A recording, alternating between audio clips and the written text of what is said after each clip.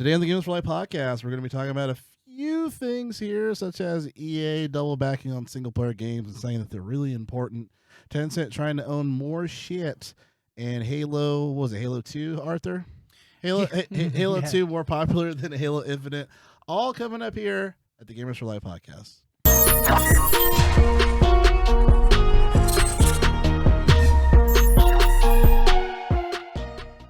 What is going on, guys? Welcome to the Gamers for Life podcast, where each and every Friday/Saturday discussing all things games. I'm one of your hosts, Jarrell. With me is my co-host, Arthur Thomas. Arthur, I am so sorry, man. This is not my day, man. For Gamers for Life, I'm so sorry.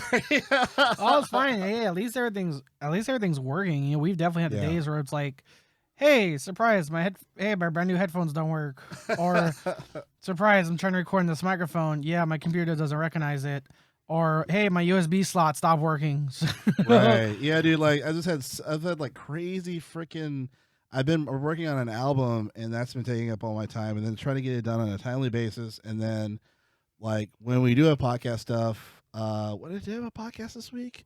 I do some other stuff too, but like, yeah. And then I went to like a music thing on Wednesday. Nice. So it's been running around like ridiculously. So today I was not on my A game, sir, but that'll change recently. Oh no, we're definitely busy. So real quick, because we had two. I think that was the first time in a long time. Like we had unplanned 2 bye weeks. Yeah. Usually it's like, hey, one of us goes on a trip, or like one of us is like doing a vacation, or like a mini vacation. Or it's like, hey, heads up, this week can't do it. Yeah. You'll tell them the news. Yeah. Yeah. One, I'm wearing my Ram shirt. We're not breaking up, by the way. Yeah. This isn't Jesus and Mero.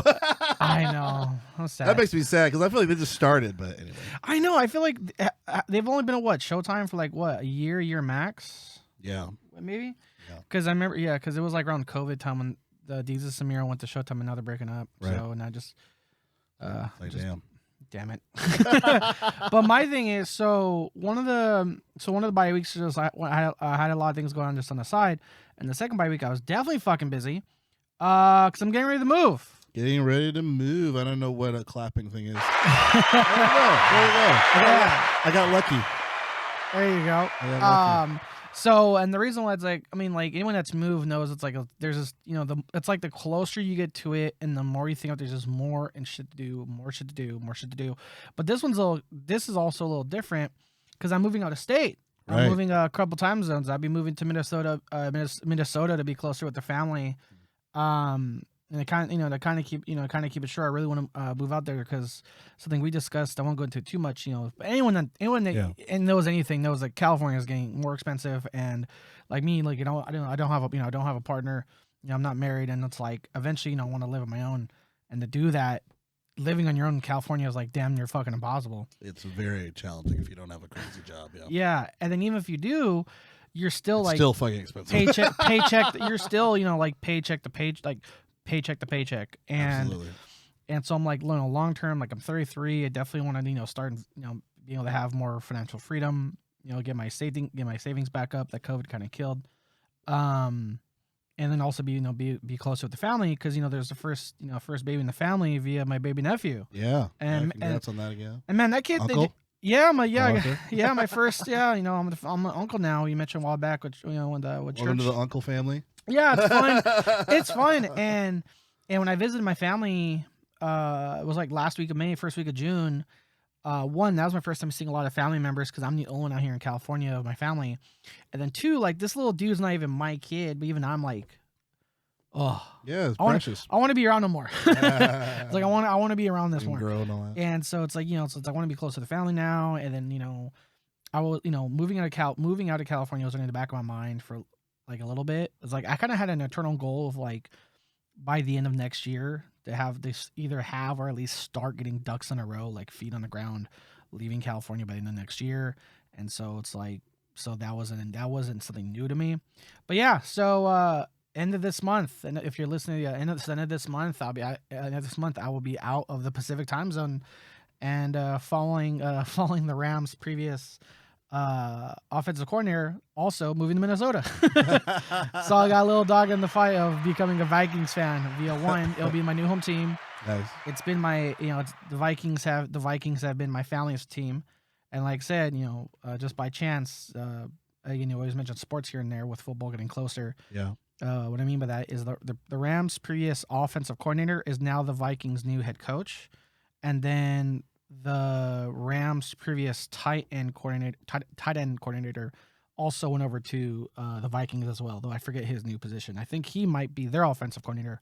That I forget, but yeah, it was just funny. I was talking, talking to them. It's like, hey, I'm following that guy. Went from the Rams to the Vikings, so I'll be doing yellow and purple instead of yellow and blue for a little bit.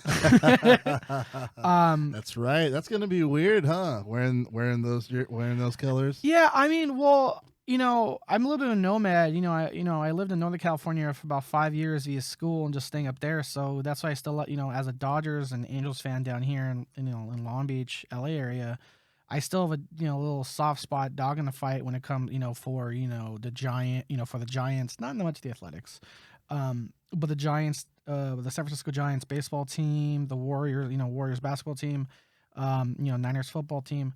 So I've always been a little bit of a nomad. Like I think even in this time I've met you, I think I've moved like 4 or 5 times now.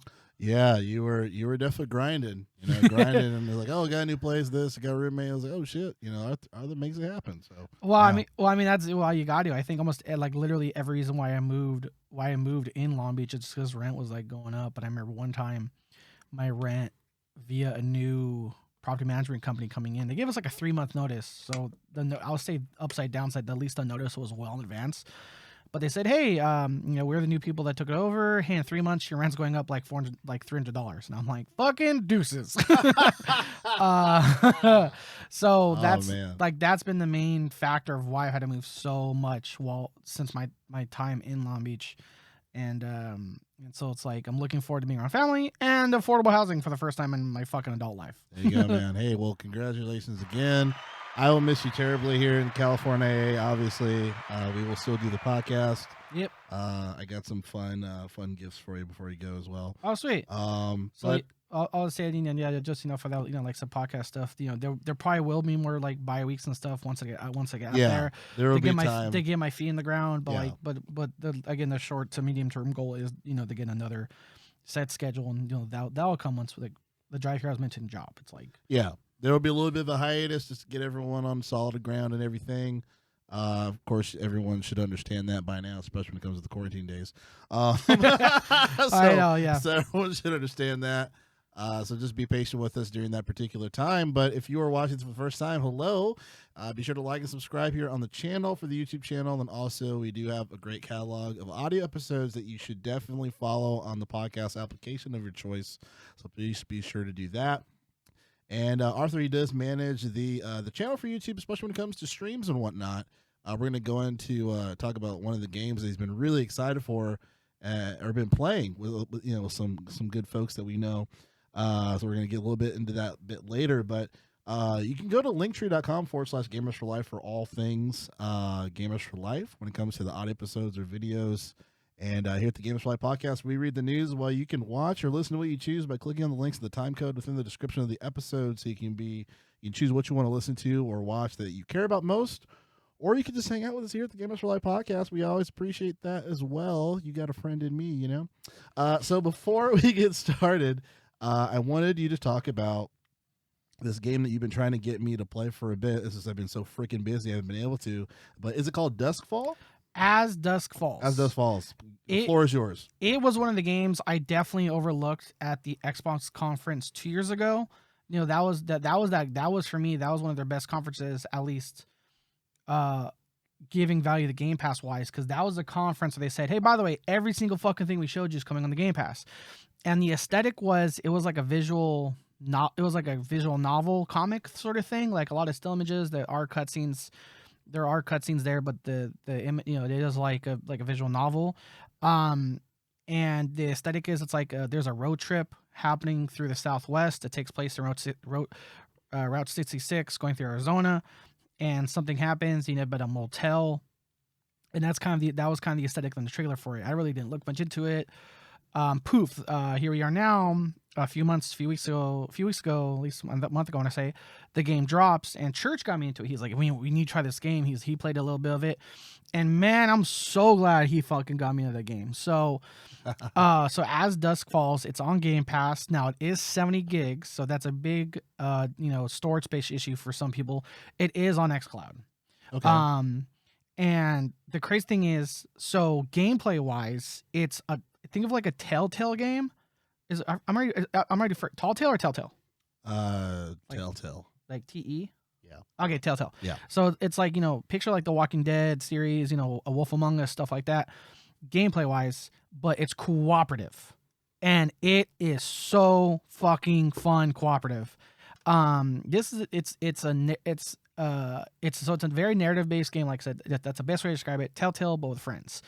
And I can see how you can enjoy the story by yourself, but playing with even just one other fucking person is a immediate game changer. And the crazy thing is, not only can you play with one person, you can play with 8. That's crazy. It's fucking nuts. So there's group quick time events. You vote on whether you want to do this, whether you want to do that. And the biggest game changer for me of that mechanic is the override feature. So it's like as a group, you vote on whether you want to do this, whether you want to do that, whether you do that, whether you want to do that, and you can override and be like, no, fuck this, we're doing that. I hate her.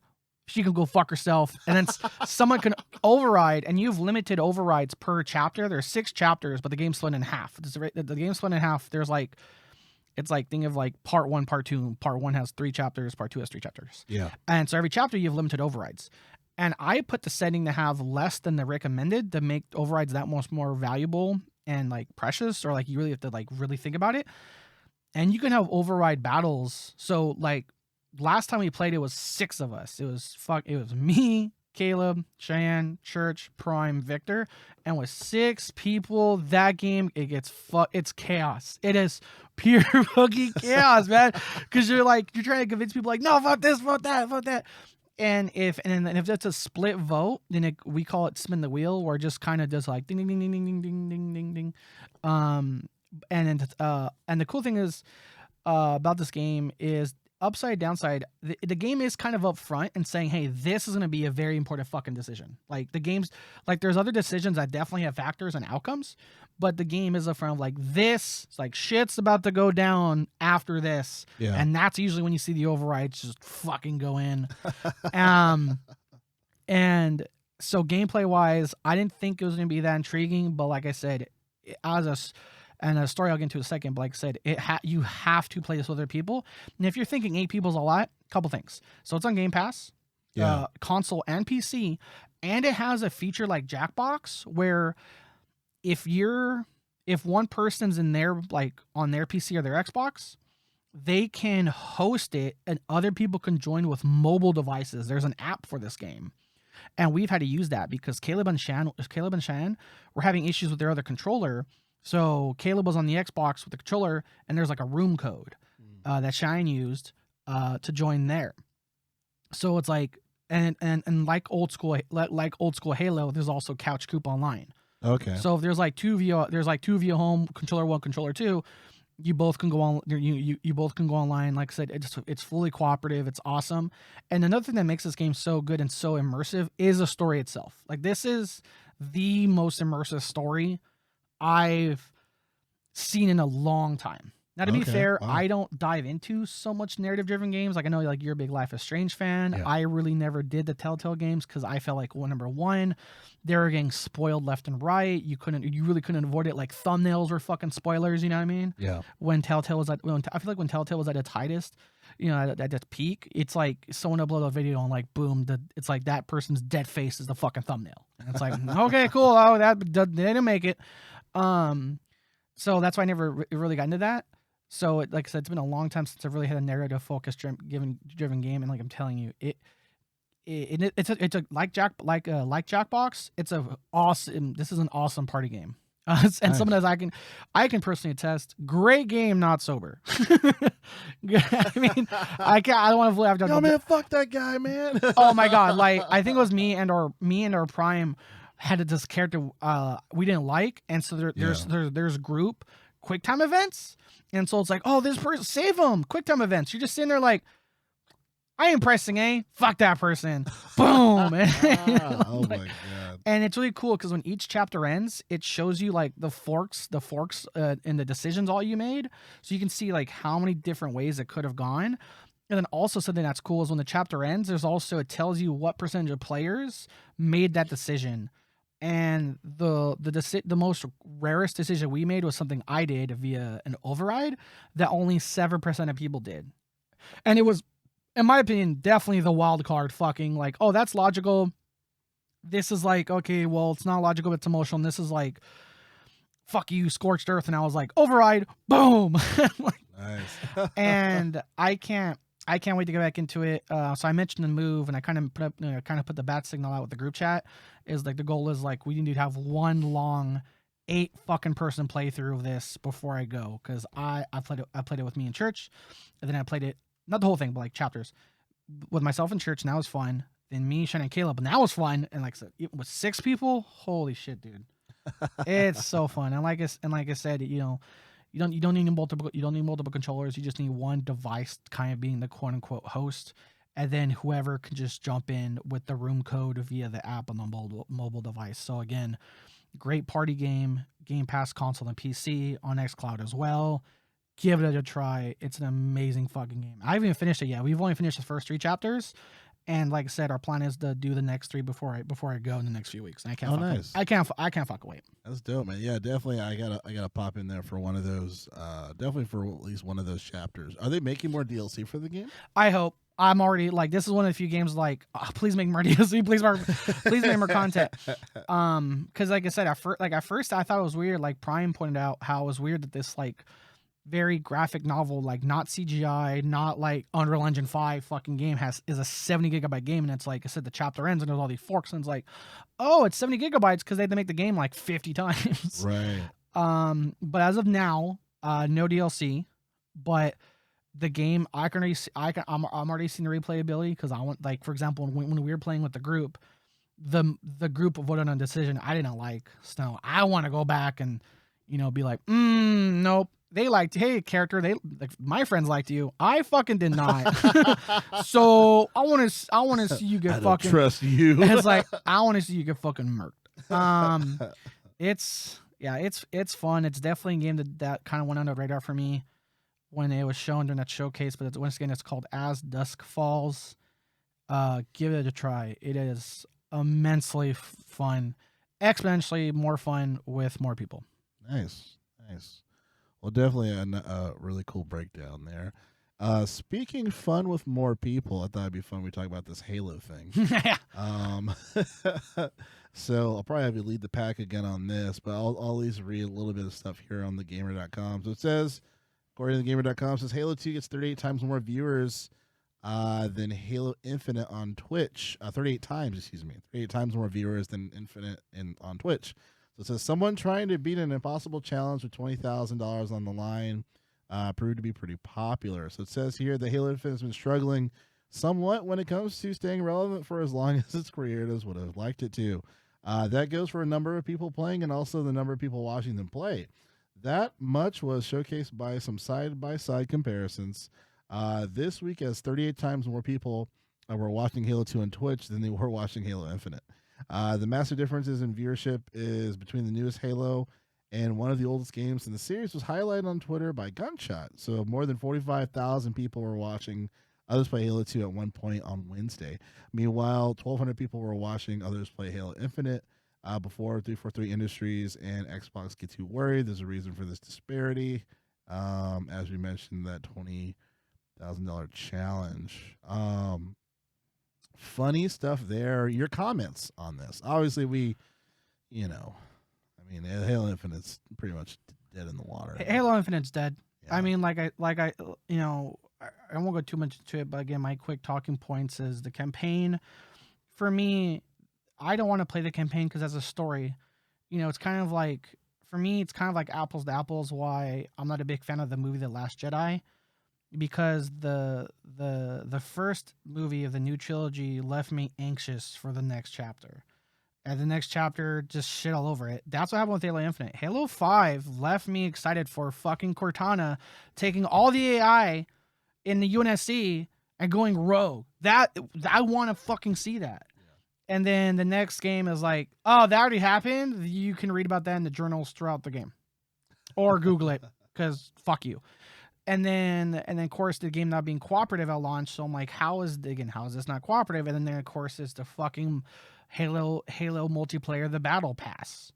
It's like right. Where again the way they built that multiplayer was so bad. They had to have made it free, man. If that shit was fucking paid, or like if that multi-pass you had to pay a fucking $1 to play, that would have been all bad, because like we discussed, to unlock shit's all about challenges, and even then there's no like, it's the matchmaking's random. So if all your challenges, which does happen, all your challenges can be match based, like get 2 kills in a team deathmatch, get X kills in this match, capture the flag once, score with the flag once, something like that, and all of a sudden you just keep getting other fucking modes.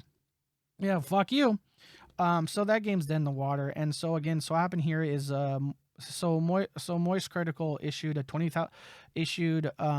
challenge to beat Halo 2 no deaths lasso challenge, which is fucking insane. I mean, it's like your shields don't recharge. The only guns you can use are the ones you can drop from enemies. There's no guns just spawn in the world like normally. There's a sniper launcher behind this rock. No.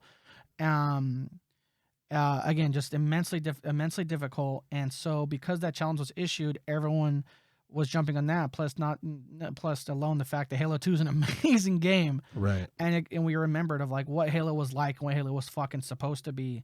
So with that challenge being issued, I just thought it was fucking hilarious that Halo 2 in terms of viewership or just content or, just relevancy was murdering Halo Infinite in all those categories. And with that being said, if you're listening to stuff like, oh, $20,000 reward, it's been claimed. Somebody got it. Jervelin, it's like spelled like a javelin, but there's a couple letters tweaked and there's the R in there.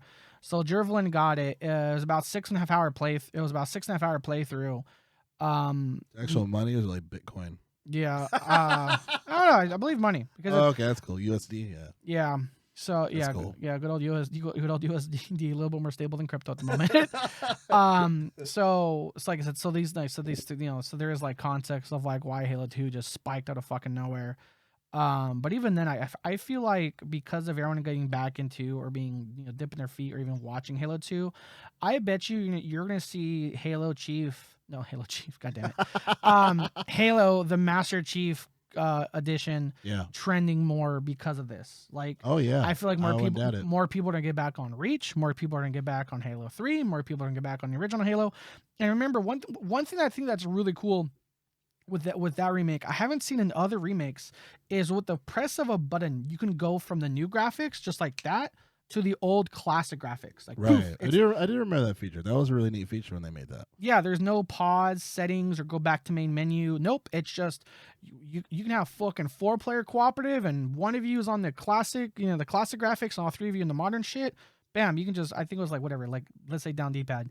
Boom, every time you press down D-pad, poof, the graphics just change right in front of you real time. Like just like a flick of a switch. Game changer function. That was really dope. I want more remakes to have. I want more remakes to have that because, with people getting back into, Halo 2 via this challenge, it really did show like not only as Halo as a game, but also Halo for that particular remake.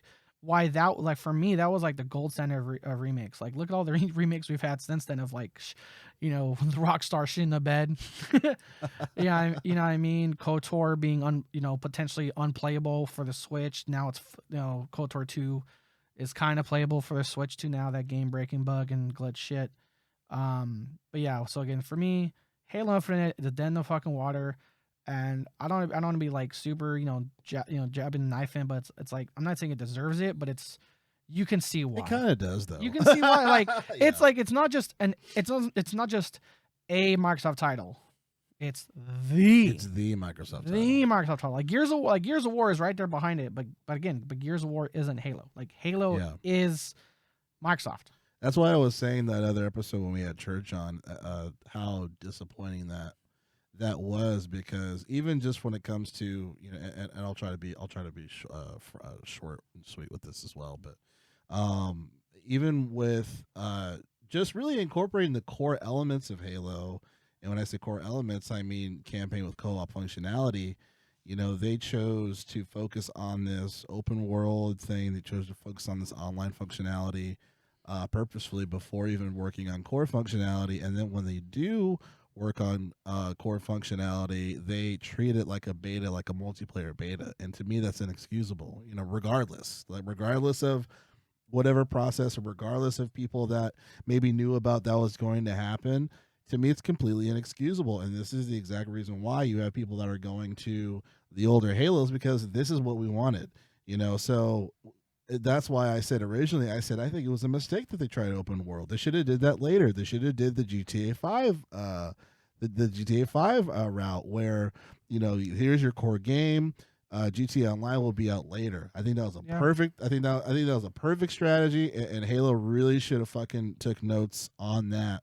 And it's really disappointing. And like you said, as far as from a story perspective, they had a story that lingered from Halo 5, and they completely ignored it with Infinite. It was just a whole new thing, separate thing. But just, I guess, in closing, for me, yeah, it's just, it makes sense. This should be, to me, this should be just like, again, like the tap on the shoulder for them, as far as like, this is what your fans wanted. You did not listen to your fans. You tried this agenda of a battle pass situation that did not work, and hopefully you learned your lesson. And this isn't just some whatever game that came out, like you said. Like, this was the biggest Microsoft IP for the console, and now this is one of the problems with this current generation as far as for games. I feel like when it comes to those big games that represent those consoles, if it's not a Nintendo platform, we really don't have that. Yeah. Not a whole lot. I mean, with PlayStation, we have God of War, but I mean, even for those developers, they're like, they can't wait to make something else. Yeah. You know what I mean? They're literally saying we want to be done. Yeah, like there's an interview where like the guy was just like not super happy, and then obviously people were upset as far as like the original date was like in April or whatever, and like, be nice. So I'm just like, whatever, man. But yeah, so again, sad. It's a sad day for Halo. And then one last thing, just for context, to put numbers here, in terms of Steam, not in terms of console and collectively, but in terms of Steam, in May 2022, they had at peak players just over 21,000. The last 30 days, they peaked at 7,600. Wow. So it's going down. That's and it's going insane. down fast. From, like I said, from 21,000 to 7,000 in like 2-3 months. That's not good. Yeah, Oh wait, more that's than that. insane. Sorry, we're in August now. I'm losing track of time. Oh, but again, still, it is decreasing nonetheless. I had the rate and it has significance decreasing. It's disappointing. But hey, Driveling, congrats on that. And congrats on Halo 2 for being as relevant as it always should have been. Yeah. So to stay on Xbox here, I did want to talk about this article, which I thought was interesting, talking about how Microsoft is freeing up the Series X memory to improve graphical performance. Looks like they're trying to keep this thing alive as much as possible before they say, fuck it, discontinue it. Oh my God. This is the Series S? The Series S model, yeah. So according to for VGC, it says here Microsoft has issued a new Xbox software dev kit to partner up, which frees up hundreds of additional megabytes of memory for Series X games, potentially to reallocate to graphical performance. As spotted by The Verge, a new video has been circulated to developers who've received software update claims that, in quote, gives developers more control over memory, which can improve graphic performance in memory constrained conditions. The Xbox Series S is a Microsoft's current gen console, which runs the same titles compatible with the more powerful Series X, but typically at a lower 1080p resolution. Says we address an issue where graphics virtual addresses were allocated considerably slower in non-graphics virtual addresses. Continues the video, says that this will now allow the Series S to take advantage of Microsoft's recent advancements in memory management without negatively affecting graphics performance, it adds. VGC Network partner Digital Foundry discussed earlier this year that some developers were struggling with adapting games at a lower spec of the Xbox Series S hardware. However, other games such as Forza Horizon 5 boast incredibly impressive performance at the $300 machine. So it says Xbox Series S has proved to be a sales hit, with the console being the most powerful machine, being the most popular machine during the 2021 Black Friday sales. Elsewhere, the new preview being tested from today will let some Game Pass Ultimate members share their membership with multiple users. Earlier this week, Microsoft confirmed the next wave of titles heading to the Xbox Game Pass for the console, PC, and cloud gaming. End quote. I feel like this kind of it semi confirms my theory as far as slowly but surely this thing will be phased out. It's just a matter of time, unfortunately. Yeah, I mean, it is cool that they did dedicate some additional support for people to hang onto this console, but sooner or later, people are just gonna have to fork up the money to upgrade to an X. That's just kind of the reality of the situation. I find it interesting as far as like the memory management thing because for the PlayStation 5, there is even issues with that. Because one of the developers was like, "We need folders." Jesus. They're like, "We don't have folders. We need folders for the PS5." And I guess like it was causing issues to like saves and stuff. And I was like, "That is fucking hilarious." Where the PS5 console, the devs are like, "We need to make folders," because like for the older PlayStation, they had that ugly XMB software set up. Yeah, but it did work and it had folders. And this one, they're trying something different, but now it's kind of biting them in the ass, you know. But I just find it super funny. But yeah, I mean, what are your thoughts on this? I mean, I'm glad they're keeping alive because sometimes it does suck to have like expenses be a gatekeeper to gaming. Which is one of the reasons why I praise Game Pass and other features that that have those affordable options and or sales and discounts. 2 words Nintendo doesn't know. They're like, "What? You pay up now, sucker." It's like, oh, a 10-year-old game? Yeah, $70. Fuck you. It has Link. I mean, come on. I mean, you love Link. You paid $60 for him last year, or the last couple of years, so paid $60 again. Yeah, I mean, they're real quick on side news on Nintendo. They just made news that the Minecraft amiibos are about to drop and here we go via pre-order. So oh shit, here we go. GameStop. Here we go again. fucking scalpers. Yeah. Exactly. If you want a Steve amiibo, that's like I don't know how much they cost. Let's say $30. Like too bad, $200 on eBay. Go fuck yourself. I remember there was some word on the street, quote unquote. There were some store managers that were basically like holding them and like buying them for themselves and selling them online. Dude, that's my old manager got fired. Really? Yeah, because there's some conference calls where they're like, "If any of y'all are doing this, you're gonna lose your job." And we're just like, and I'm like, I don't even have a console. Like what? I don't even fuck with Nintendo. Well, I mean, you don't have a Nintendo, but I mean, you have a bank account, and so I have a moral compass. I guess I should say that. Oh, okay, then you're better, and then you're already better than most managers than that company. And real quick, as we shit on GameStop, for the record, that GameStop is like consistently voted as like one of the top 10 companies to work for in the U.S. Like up there. They're up there with EA. Like, I mean, that just... Oh, you said worst. You're worst, yeah. No, I'm just saying real quick, technically, as we like, you can say shit on, you can say criticize, tomato. GameStop, for context, they are voted as like one of the worst companies to work for. But I met you, Arthur. That's how we met. I mean, yeah. That's how I moved to Long Beach, was GameStop. Yeah, true. So yeah, I mean, definitely. As far as just to your point, yeah, I mean, they need to pay nearly as much as they should have, and a million other things, But so back on track with the Series X going from Amiibos to Amiibo Nintendos to GameStop. So yeah, I was like, hey, maybe on a side note, if you're a Nintendo customer and you really want that Amiibo, get in good with a fucking manager. Yes. We know a few. That's funny because it's true. Yes. But yes, it is. so again, with the Series S, I can see it's, I can see its, I can see its popularity.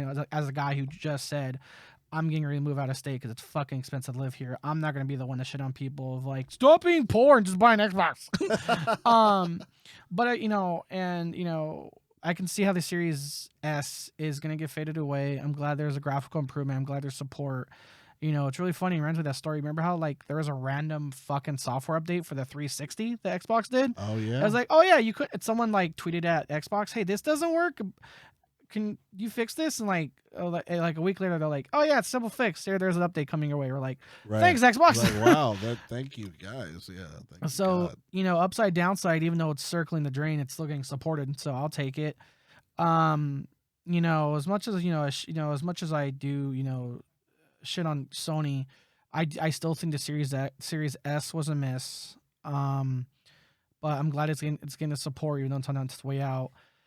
And I will say for context of how you're if you want to play these new games, but there is the elephant in the room that is like a $500 plus console per in this post COVID current inflation world.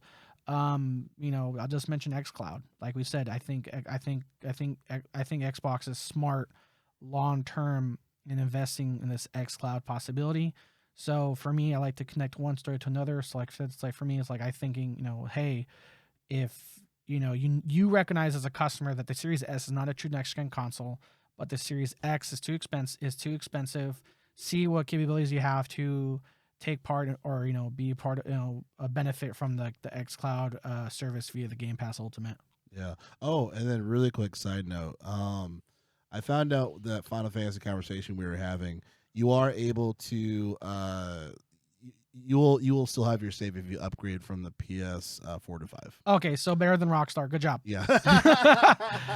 Better than Rockstar. Good job. Because I remember when he asked me, and I said, I don't know. I said, I said maybe not. And you're like, are you fucking kidding? I was like, I don't know. Better. I was like, I don't know, maybe, but I looked it up and you can. So at least they did that. Yeah. Now again, for people saying that's an obvious thing, I'm like, oh, there's a game named I mean, there was a game named Sony we're talking about. It's like one, it's Sony, and two, a game made $1 billion in 26 hours. Yeah, they did that shit 2 times, and neither time they upgraded can you fucking transfer your save. So I'm just saying, if a $1 billion game upgraded that shit twice, right? That's why I was concerned if you couldn't do it with Final Fantasy. Right. No, valid question. But good. Okay, yeah, cool. Yeah. So staying on Xbox, staying on Microsoft, since we have these lovely articles here. So we have Microsoft starts testing an Xbox Game Pass family plan. It's pretty exciting. So it looks like they tested this in Ireland and Colombia. Go ahead and take this one away, Arthur, because you were you were keeping up tabs on this and read through this. Yeah. So again, they're testing. That is a very key word in this article. So if you're seeing articles like family plans coming to Xbox Game Pass, family plans on its way, that's not for sure. Again, they can test this and they can say no. I mean, hey, HBO filmed the whole $90 million movie called Batgirl, and they're like, we're not gonna fucking release it. So I mean, dude, I have, oh my god, I have a whole, I wish Preston was here because I wanted to talk about that. I want to rip DC a new asshole, but please go ahead. They're like, I mean, hey, Ezra Miller's kidnapping kids. Flash 2 coming soon. Batgirl's done. The movie's ready to go. Fuck it. It was like $55 million or some shit. Oh no, it was like canister. It was like 90. If you 90, it was I thought we were 55 somewhere. You're probably right. Well, it's because the number kind of grew. It's like face value to make the movie, marketing, da da da da da da da. You got to round up, and just real quick too. That was they canceled the Scooby Doo movie.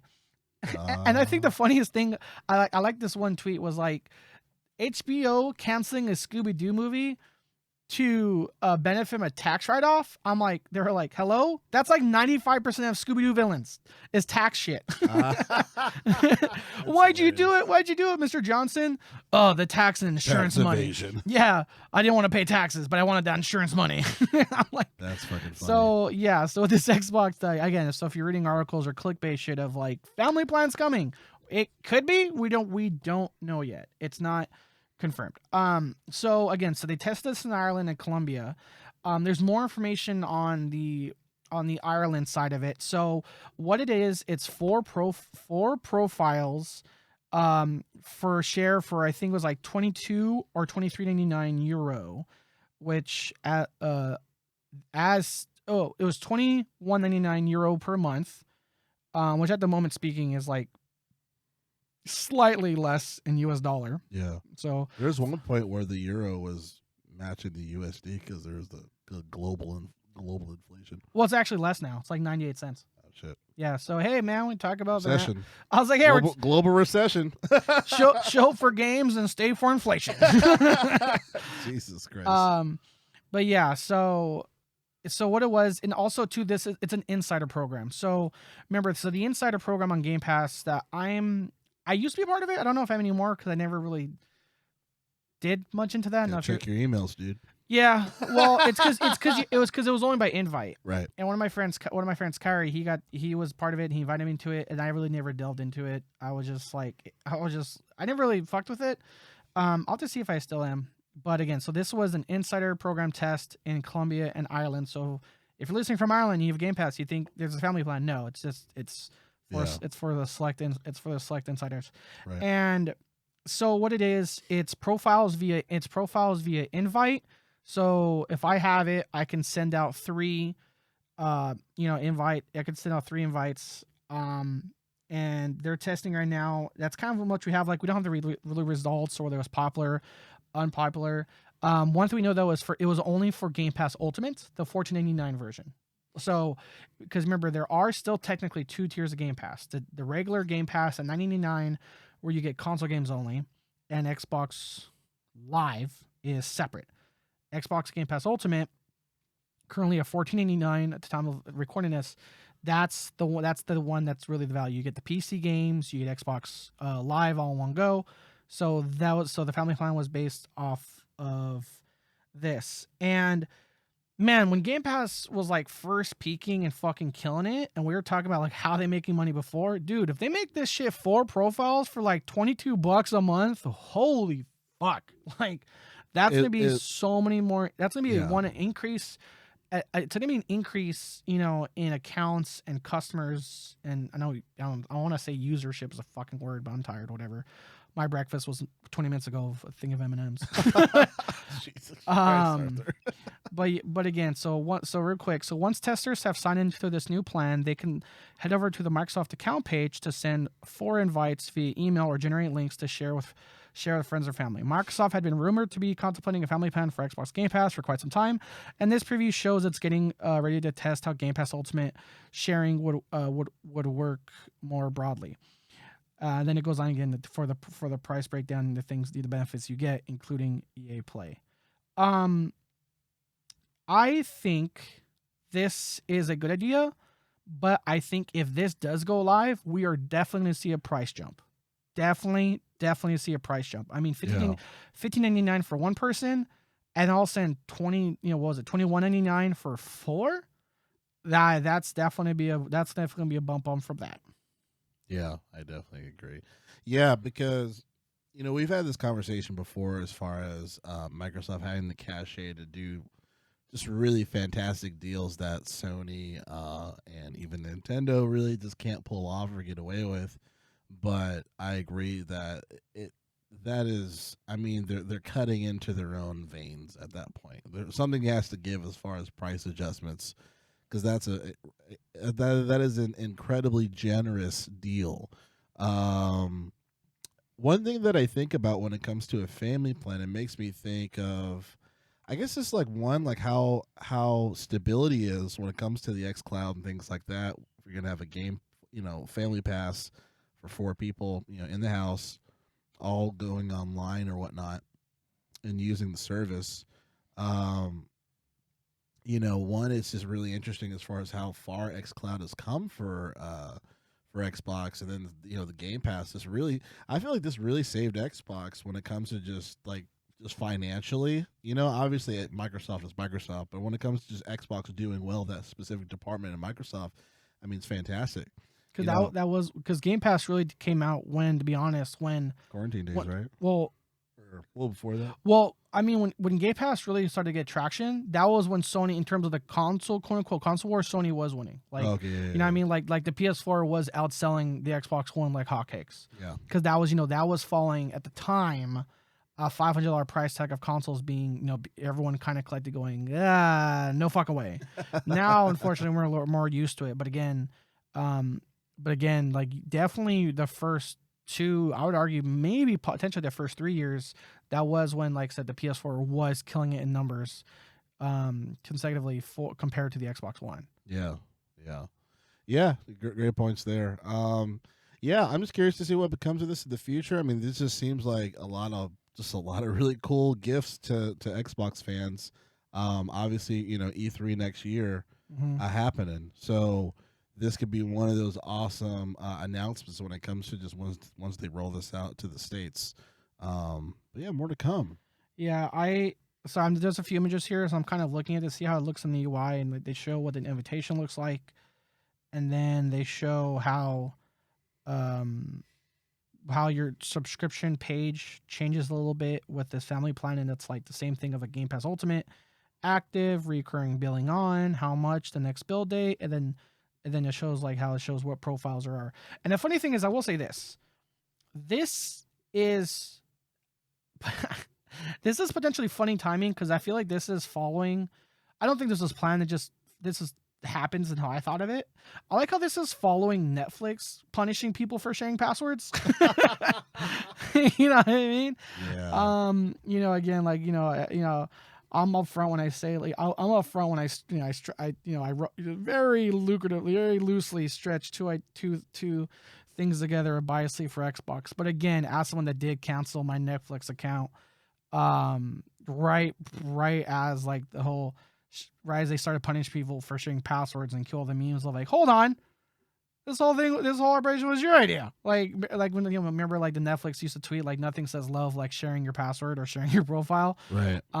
So I think where the kind of trend of family plan stuff is going, like I forget what else, but there was like another subscription thing they should have family plan also this past week too. So again, I think this will be a green light. I think this may be confirmed, like you mentioned, for E3. But like I said, my prediction, I just can't not see it. I think would be a significant increase in price, because if you do the math, two Game Pass Ultimates $30. So they have 4 at $21.99. That's pretty low, but I think someone made a good observation as this just might be the price for the testers. Yeah. Which is, I was like, okay, that makes perfect sense, because again, I'm like, holy shit, 4 Game Passes for less than the price of 2. Yes, please. Right. But if I had to pick a guess, let's say we were to guess, if $15 is 1 Game Pass and that you can have this with 4 people, what, $45 a month for the get 4 for the price of 3? What are you thinking for price? I remember also for context, how much is Sony's new like super duper premium fucking price? I don't remember. Was it 120 or something like that? For the year thing. Yeah, it was for the year, and their monthly was really fucking expensive. Remember we did the math. We're like, hey, even though it's a lot up front, you do save it was a lot comparatively to the month. And so I think with how Sony, not saying set a precedent, but like in terms of like collective market value of how much a subscription is now, because they're fucking jumped up their shit. Again, a shot in the dark, I would say $45 just in terms of marketing. That just sounds nice in a commercial, you know what I mean?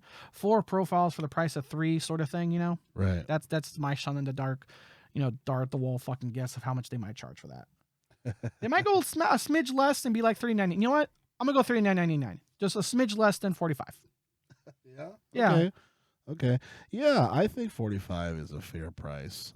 Because I remember their original family plans for Xbox was like $60, right, for 4 people in a household. Back in the day. Oh no, it was 100, right? I forget, because that was my it's fluctuated. That was my era of, if it doesn't attend to me, I don't fucking listen. Oh. I think there were 100. It was 100 for 4 people, for the same account. So I could see something like that, or even slightly cheaper, actually. Yeah. But yeah, we'll see. But I think they're going to be really smart with the price. But obviously, we will keep tabs of this. Real quick, I'm also going to predict in the commercial a kid playing Minecraft on like in their hallway, a tablet in the hallway. Like, are you a Nintendo owner? Is the living room too fucking far? Yeah, Jimmy, the Xbox works fine in your room. It's like when you get home, are you just tired of walking 20 feet to your proper couch? But do you have a really fucking weird stool in your hallway for some reason, like a sociopath? Don't worry, you can play your game there too. Xbox Game Pass Family Plan coming soon. And speaking of shit talking, I think we need to do a little bit more here on the show. So we'll go straight to the EA article here. Oh my god. So this is all for funnies. This is very funny to me. So I'm going to read this here according to IGN.com. So it says here in quote, "It looks as though EA is still trying to make amends for that joke about single player games, which we discussed in the show with Church, with CEO Andrew Wilson calling them in quote really, really important. During a recent earnings call, CEO Andrew Wilson reassured investors that the single player games are still a major part of the company's output, despite what it may say on Twitter. I'm sure. I wonder if that guy got fired. Jeez. I'm not saying I hope so, but maybe. Maybe. But continue on. It says here, quote, "As we think about single player games, we think it's a really, really important part of overall portfolio that we deliver and fulfillment in those more motivations," end quotes. Let's see here. So it says here, continuing on, says EA recently came under fire, making a controversial comment in a tweet that mocked the single player games. The tweet itself was poorly executed response to a recent meme, but soon had gamers and the industry figureheads alike wondering why EA had posted it. After all, the company has published plenty of critically acclaimed single player games, such as the Mass Effect Legendary Edition, Star Wars Jedi Fallen Order, and Sims 4. Now the company is clearly trying to play it down. It says here that we may think the way we think about this is really less about which game and more about which motivations these games fulfill, said Wilson.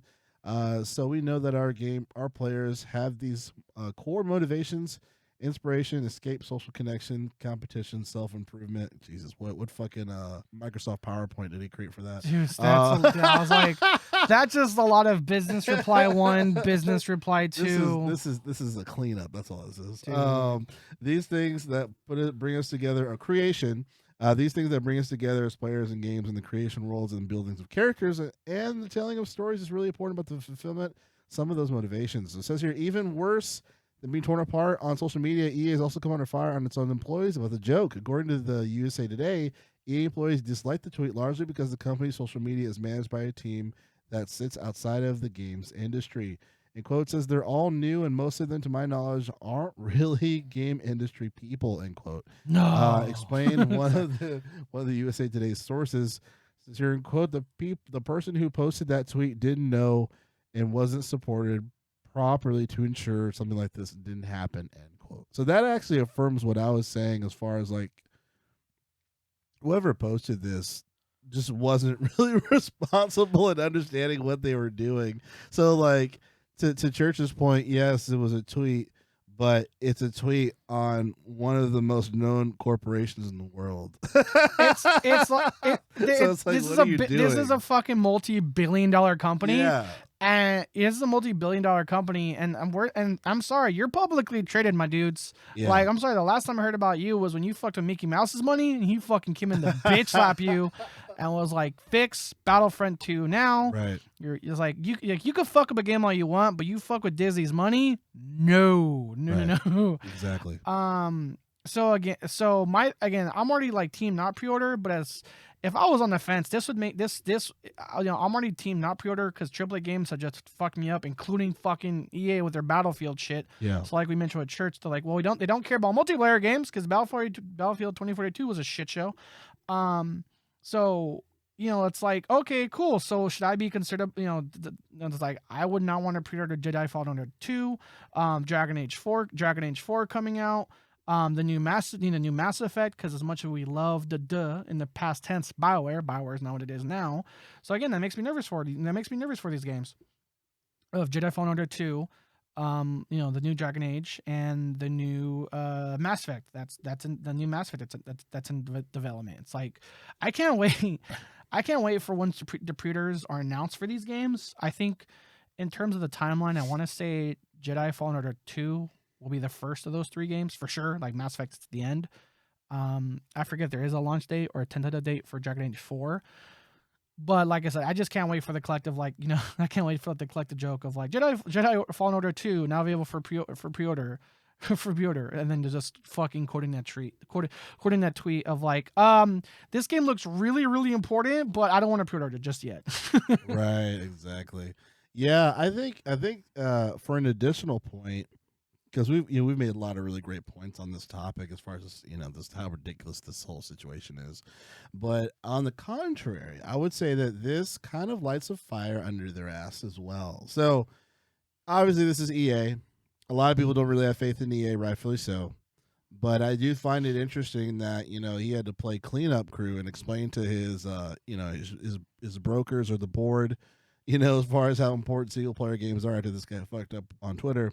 But it kind of lights a fire under their ass as far as like really supporting these games that do have that EA stamp on them. So like Mass Effect, I mean, if they fuck up this new Mass Effect, because Mass Effect Andromeda was kind of a different situation, like it sucked that it sucks, but it was, to me, it still felt outside of the Mass Effect series. Because it was out of the Mass Effect series. It wasn't it wasn't the main characters, Right. and also to a point, I want to say it was a game no one asked for. Yes. Like, yeah. I know they fucked up the ending, and so people were looking for like a DLC or like an epilogue. As I hit my glasses on my mic, as I check my glasses, what I was saying is, with the ending to Mass Effect 3, we were looking for like a DLC or epilogue situation, and so when they released this game, it was like no one really asked for it. Right. Oh, cool. And then it wasn't a true. It didn't succeed like all the other Mass Effects. Like all the other Mass Effects before it.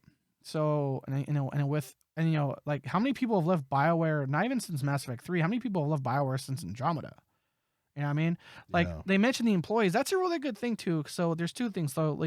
Like Church and you predicted. This like social media team really isn't really linked. I'm saying linked with EA, but like they said, like this is not in the same building. They're not really gamers, which are just, we hired a Zoomer that knows hashtags, and here you fucking go. Here's a Twitter account to a multi-billion-dollar company that's traded on public stock. This will go perfectly. Right, exactly.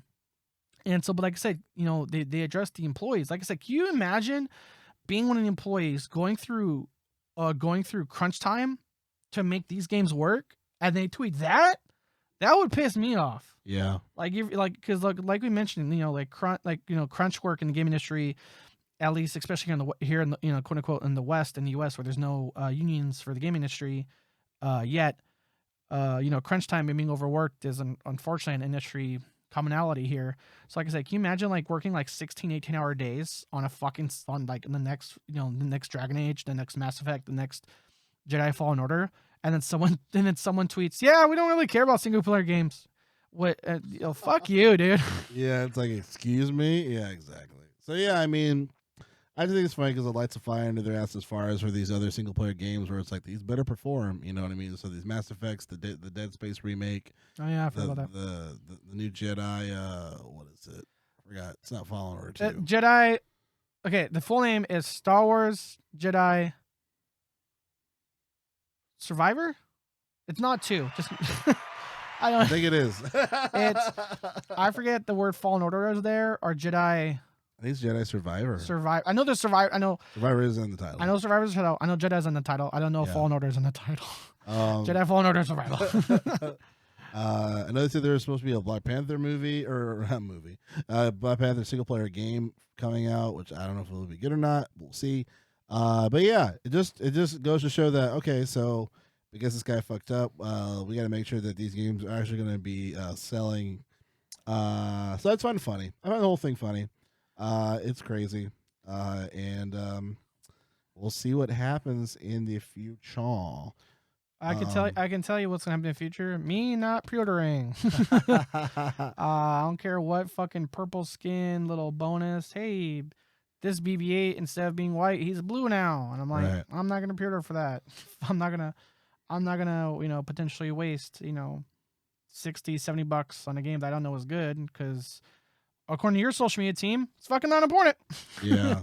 So let's chug along here. The Okay. next thing I wanted to talk about was I find this really interesting, and I feel like there's a knee-jerk reaction to it. But it says Square Enix has reportedly confirmed that it's looking to sell stakes into its studios. It says publisher said that it's looking for more ways to concentrate on its resources on Japanese games.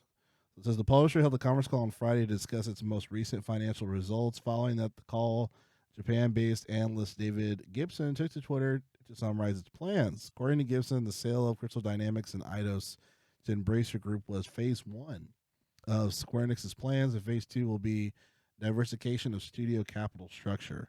Rising development costs of making games means that with 100% owned studios, they need to be selective and concentrated sources, which limits expansion, Gibson wrote. As such, the publisher will be doing a studio portfolio review. He added some studios will remain 100%, while others will change equity method or joint venture. Gibson explained, adding that Square Enix will also look to explore to expand the studio portfolio.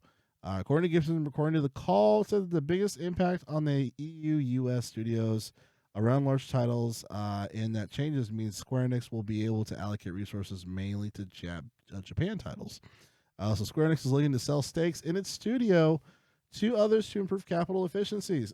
Gibson summarized, when others look Sony, etc., are buyers, I would expect Sony, Tencent, Nexon, etc. would be interested.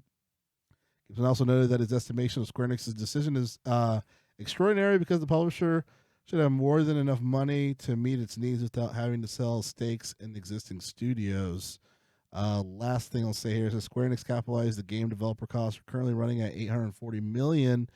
He wrote, but the posted Crystal Dynamics Eidos sale, the company will have $1.4 billion in cash and zero debt, which is plenty to fund expanded game investment and not to sell down stakes in its studios. So, why is this important? Basically, as far as for other companies, we'll be able to own some of these Japanese games, these titles, meaning we should see some of these Square Enix games potentially in ownership, say, in Microsoft and the Sony side. So it could be opportunity, kind of like reminds me of like Jerry Maguire for video games. Yeah. Where Jerry Maguire could potentially be Sony trying to get, one of these Square Enix owned titles. I was thinking too, this is kind of separate from this article, but Arthur, we've been talking about, or at least it's been on the news every now and again, how all there's a lot of these companies have been hacked, like the whole source code issue. Mm-hmm. So first, I originally thought, I was like, "Oh man, are they selling their stakes?" Because the recently got hacked again.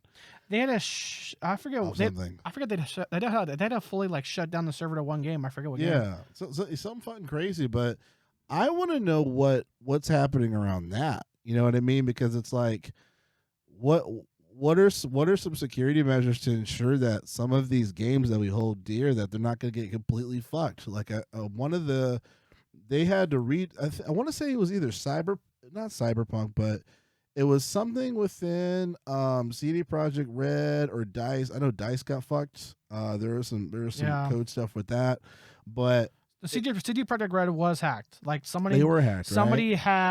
Somebody would like literally put up for ransom. Yeah. Like they ransomed the source code. Yeah. And I want to say that was resolved. I don't know if it was resolved via buyout or a double hack. Right.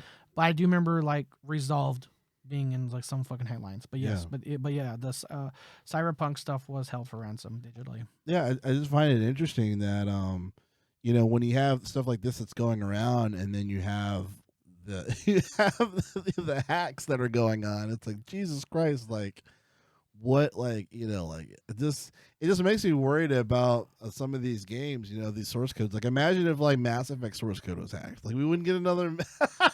I mean, like, if it's hacked to these modders that are making like the Legendary Edition, like I was gonna say if like Mass Effect gets hacked and it's hacked by the people making like Fallout London, or these modders making like game size mods, yes please. But if it's these fuckers that just holding shit for ransom, that's holding shit for ransom, go fuck yourselves. Yeah.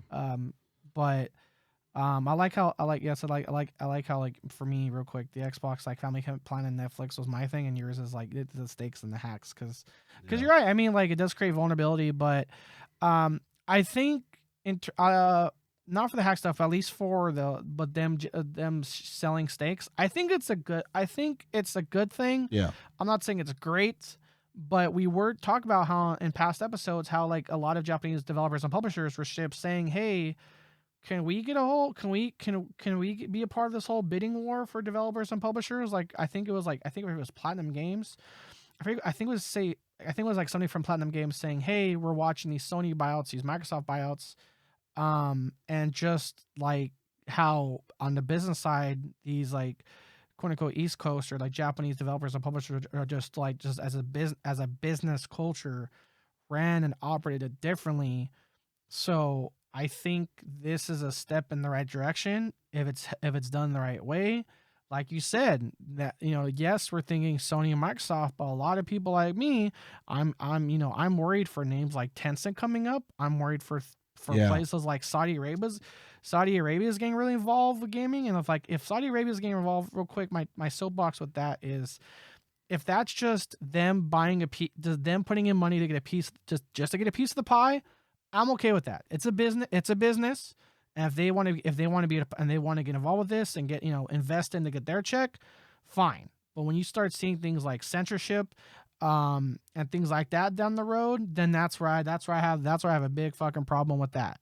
And I mean, shocker if this is a spoiler to you, censorship in Saudi Arabia is not too far apart. But again, what do you mean by because just for the listeners, what do you mean by that? So whereas like for example, it's very public how much Tencent's involved in owning owning companies and fucking games up. Yeah. Saudi Arabia's getting involved. Like Saudi Arabia is putting their name in the hat, and like I said, and so people are nervous, cautious, or like because we don't really know yet. I forget if I think now Saudi Arabia is getting involved in. I want to say it was like the WB AT&T buyout because that's still not finalized yet. So they're throwing their name in that hat, and like I said, people are concerned. Because it's Saudi Arabia, like what are they doing specifically? Well, like I said, for now they're just investing. Like that's the only thing we know is right now. But that's how Tencent started. Tencent started as like investing, and then it became like, well, because we're investing this much, no blood in that game. You can't like that's censored. Oh, that's a Taiwanese flag that can't be in this game. And so for just real quick, so with the Saudi Arabia now getting more involved in games, we're again people are just concerned. Oh, I see. We're just concerned if this is just hey they're putting an investment in to be part owners and to get their check every so often, and we're just like fine, it's a business, that's part of the game we're in. But and again, like will this snowball? Could that potentially snowball in the wrong direction of like how. Like in Saudi Arabia, it's like illegal. There's like a commission. Like you cannot have like rainbow flags, LGBT stuff. Like they go around shutting businesses down, finding businesses. I don't know if it's as far as arrest, but like censorship out there is a real thing.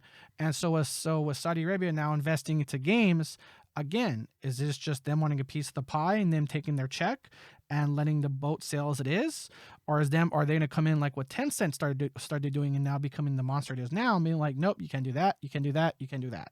I see. So it's mainly regarding to the whatever restrictions that they're going to in place within those particular areas. Yes. Because I know in general, the one thing I heard about Saudi Arabia, we got to wrap up the show soon. Yeah. But that the money that was put in, it was somebody connected to Square Enix to have a stake in Square Enix. Mm-hmm. But in Saudi Arabia, it was like a dictator. It was like a guy who like murders like. Yeah, it was one of the princes that murdered his brothers, right? Or family members. Yeah, where it's like, I have a huge problem playing homie's game. You know what I'm saying? So like, I just didn't want it to be like, oh, like because it's Saudi Arabia. But yeah, as far as like that, like the crazy like censorship when it comes to stuff like for like you and me, we're just like that's completely fine. I don't like everyone should be able to do whatever they want. So yeah, definitely understand that. We'll see what happens. I'll have to ask you about the Grand Theft Auto Woke Edition, Grand Theft Auto 6 Woke Edition next episode. I haven't heard about that article. Yeah, we'll talk more about that. 'Cause I was like, are these the same guys that are making the new Saints Row? Like, what's happening? Short version, Insurance scam. Short version, I'm still gonna kill hookers for money, regardless of what gender my fucking character is. Like, hey, what's up, sister? I want money. But real quick before we wrap up, I'll say to the Saudi Arabia thing as it's making rounds. Just real quick, Saudi Arabia. This is not Saudi Arabia's first international investment. They own stake in like Apple and all this stuff, and to like a certain point, there's no censorship there. So we're just kind of on the pause of like how this will be here, because again, it's like Saudi Arabia is like now involving the PGA, the golf stuff, like the actual like PGA. But again, so that was so nice. Like again, when we talk about Square Enix offering people to buy stakes, I think it's potentially a step in the right direction. But again, it depends on how far and how much and who's buying. Yeah. We'll hear more as this story develops. Gotta keep our eye on that. We'll see. We shall see. And another episode here wrapped up here for the Gamers for Life podcast. We did it again, Arthur. Again, Jesus Christ, it's been a busy week for me. I apologize.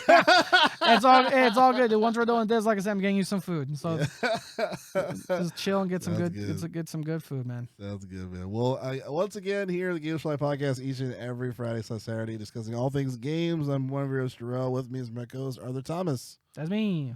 All right. Thank you so much, everybody. Have a great weekend. Bye.